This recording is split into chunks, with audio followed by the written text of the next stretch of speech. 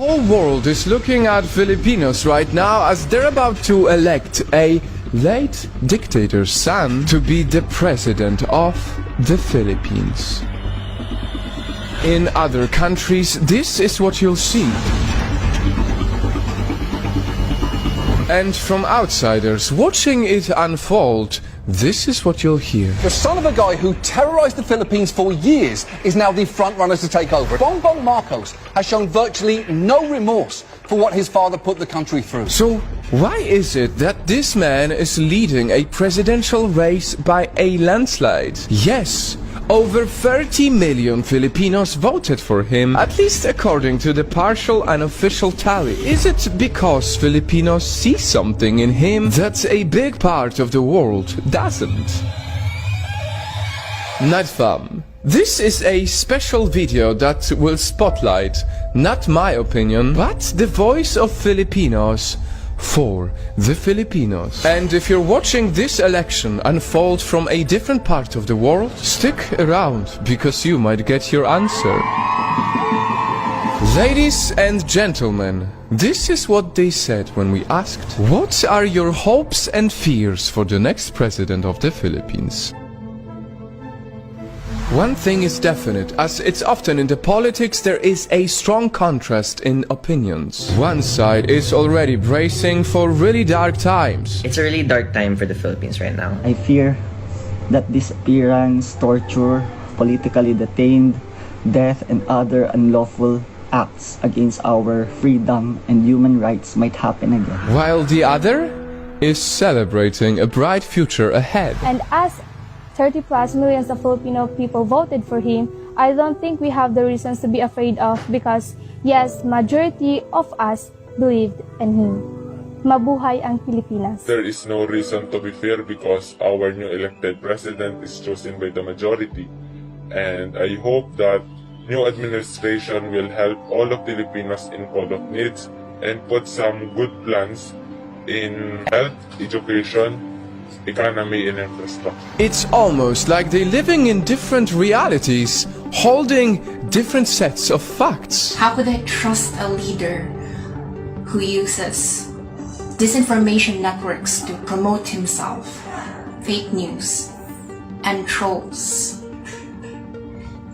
How could I support a leader who never liked attending debates, never liked being criticized? There are no fears, as it is the beginning of new era, a new place for Filipino to arise from prostration and hope. And maybe that is why Marcos Jr.'s call for unity during his campaign has resonated with a lot of people who are simply tired with the so-called toxic division. I fear that the relationships, friendships that's been broken by the elections, we all have our differences, we all have our own principles and beliefs. But then the critics also ask, what is the point of unity under a family name that has stolen so much from the country?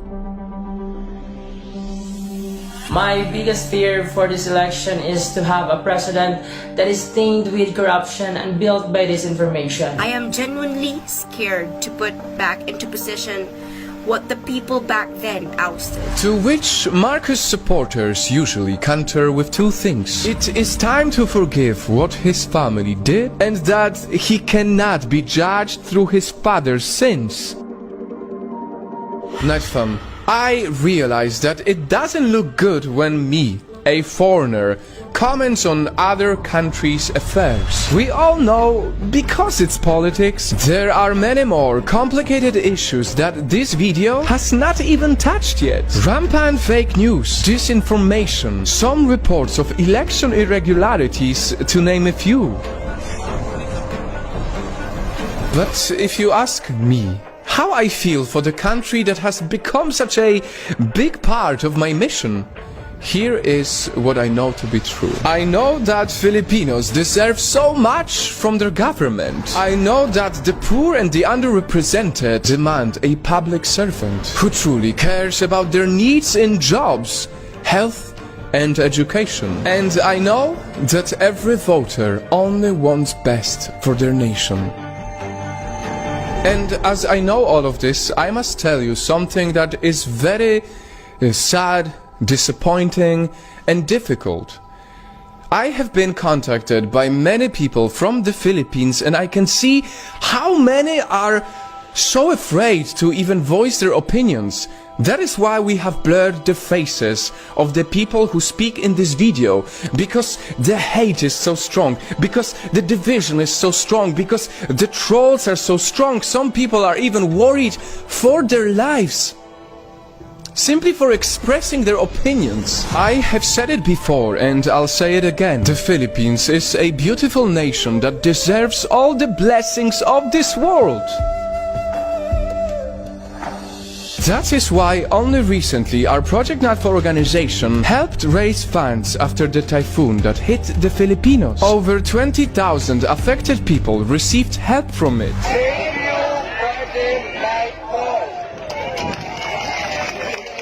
In that moment, in these big numbers, we saw a beautiful unity, and we hope that this type of unity will prevail no matter what, so that when the next elections happen, no one is scared for their lives in expressing their opinions about the future of their country.